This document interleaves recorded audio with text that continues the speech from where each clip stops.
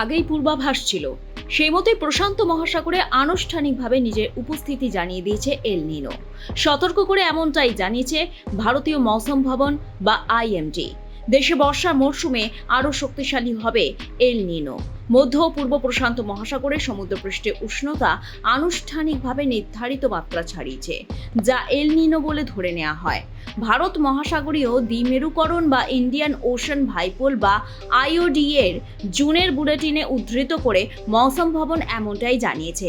এই বুলেটিনে বলা হয়েছে, নিরক্ষরেখা সংলগ্ন প্রশান্ত মহাসাগরে এল নিনোর পরিস্থিতি তৈরি হয়েছে। বর্ষার সময় তা আরও শক্তিশালী হবে। এর ফলে জুন থেকে অগস্টের মধ্য প্রশান্ত মহাসাগরে সমুদ্রপৃষ্ঠের তাপমাত্রা বৃদ্ধি পাবে, আর তার প্রভাবেই দেশে এবার বর্ষা দুর্বল হওয়ার সম্ভাবনা। ভারতের কোথাও কোথাও খরাও দেখা দিতে পারে। 2026 के मानसून ऋतु यानी जून से सितंबर के दौरान पूरे देश में सामान्य से कम बारिश होने का सबसे ज़्यादा संभावना है।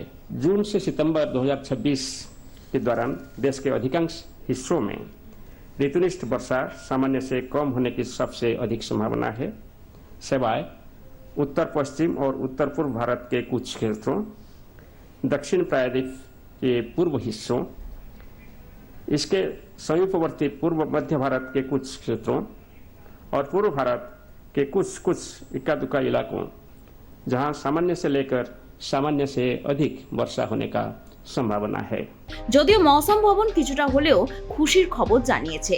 এল নিনো একা ভারতের বর্ষা মরশুম প্রভাবিত করে না।